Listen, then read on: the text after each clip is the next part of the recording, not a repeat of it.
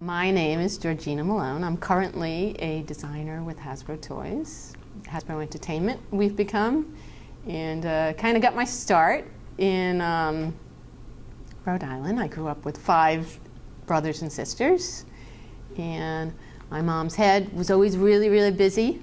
My dad's hands are really, really busy, so that's what I attribute to my creative life.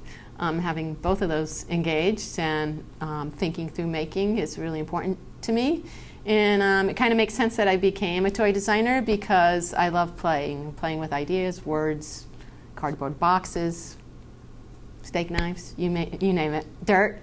So, and my mom, I have to say, she had gone to the pediatrician and asked her, my house is so messy, and she said, well, you're going to have creative kids or you're going to have neat kids or creative kids. So she picked a messy house from then on, and it kind of let her off the hook because she wasn't much of a housekeeper. So it was great. So we had, in the industry, we call it open-ended play, and I didn't know that's what it was, but we kind of were able to kind of play free range and not have any scheduled time. That's kind of an issue now, that kids' time is so scheduled.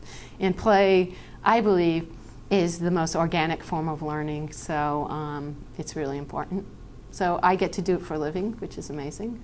I've always been a designer at heart, and I had some really, really nice art teachers in high school and who really, really pushed me into the arts.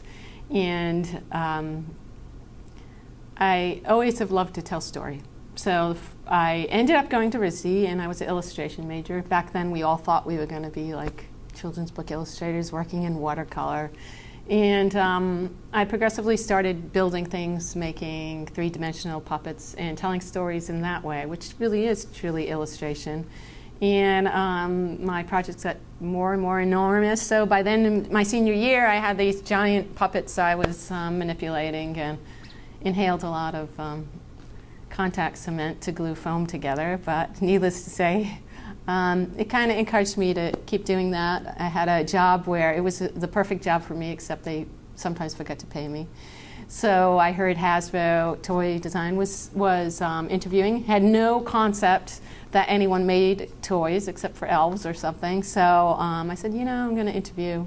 There I was interviewing in this big old factory building, and they said it's right here in Rhode Island, and I said, okay. And interviewed twice and got into a group that did character design. I got into girls' toys, so I started with character design, which made the most sense for me. So, and ever since, I've been gravitating more to the conceptual side of things and to be as creative as possible. And it's very cool, although I work in a huge, big organization, I get to work in a tiny, tiny group. So I have the best of both worlds. So basically, I'm in a futuring group, so we try to get Hasbro to think 2+ years out. And in this time, make it relevant so what we're working on is at least facing the right direction to head that way. We deal a lot with technologies, with consumer insights. We have a marketing group that really helps us with that, and we're at a great time because we're becoming storytellers at Hasbro, so there's a lot of that we research. And in general, our tiny group has to instigate the rest of the corporation. We have to put math to the magic. We have to explain to management how we arrived at these concepts. We weren't just randomly throwing crap off against the wall and seeing what stuck. We were basically using, you know, pretty tried and true methods to get there. And that helps the more concrete sequential thinkers to make them feel more secure about where you have arrived. And if you're going to create within a big corporation with a lot of different mindsets, that's like a really important part of the process, is helping them take that journey with you. Yeah, I think in this hectic life, which we all have, one thing I miss is in-depth thinking. There's shallow thinking many times a day about a topic rather than in-depth thinking for an expanded amount of time.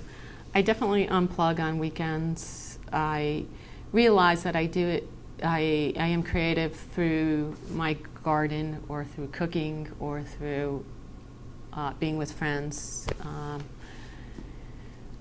more so than traditional arts at this time. And I think that's kind of how I do that. But you definitely have to weave it into your life. And it's just a part of everything I do in this crazy world. What inspires me? Music absolutely inspires me. I talked about food, definitely inspires me. I like to engage in nonverbal expression as far as the cooking, the listening. I find that really, really inspiring. Let me see, what else? I love making connections with people. The quirkier, the better.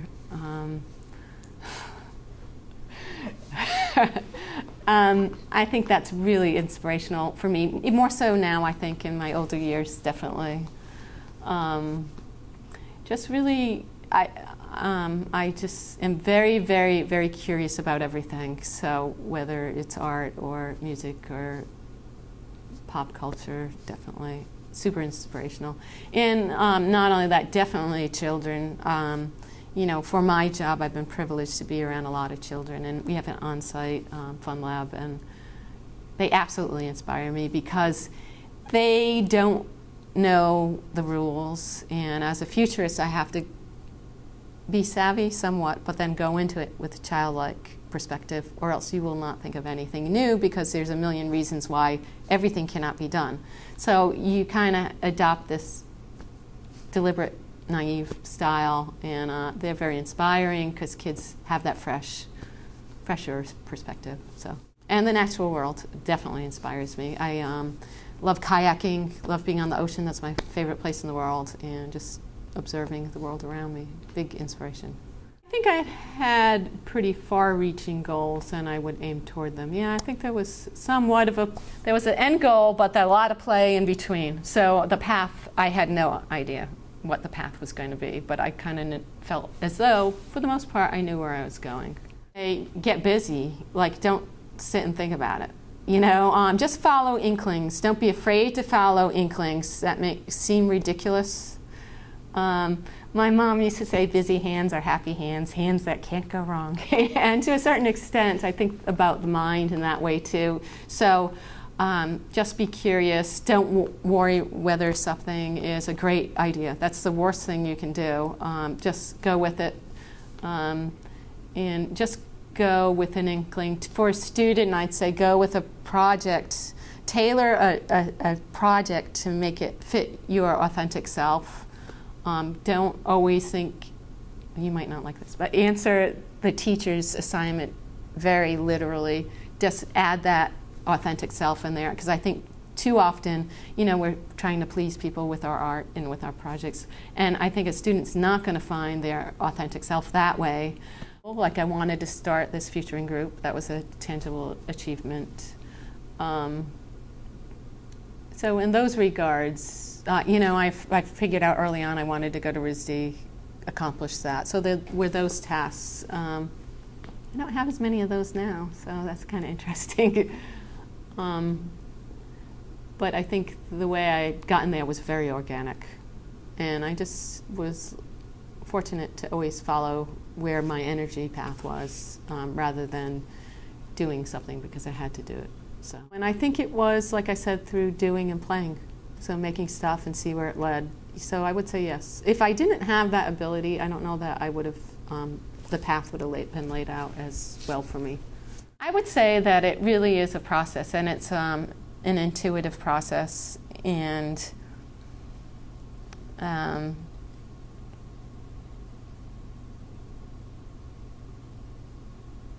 I think it's really about play, not to kind of push that mantra too much, but it's about play, and it's about experiment, and it's about being curious. It's great when you see it in fields such as biology or other fields where people, their curiosity leads them to cures, for instance, or a different way of thinking. And I think it's going to be great. There is a trend to deal with creativity and management, for instance, or creativity in medicine. I have friends of mine who've been hired by the Mayo Clinic, and it's kind of an interesting, you would think it was opposing, but actually it's a great thing. So I think we're in a great time where we're realizing creativity is not just not for artists. If somebody says to me, I'm not creative, I see that as very unfortunate, because here's the thing. When I stand up in front of a room of children and I say, how many of you are artists? Almost the whole room raised their hand, almost the whole room. You ask adults, like a cross-section of non-design adults, I mean, maybe one person raises their hand out of 30. And I think that is the saddest thing in the world. It's like people are afraid to sing, oh, my voice is bad. It's not about that, you know, you can sing alone, you know. But the same about, I feel really strongly, obviously, about somebody saying they're not creative. Because absolutely everyone is. I think they're just approaching it really incorrectly. I think they've been told maybe they weren't creative and they believed it. So we're all creative. I mean, people have babies all the time. That's pretty creative, right? I mean, that's what we are all about, is creation. So that's really weird to me. I wouldn't accept it.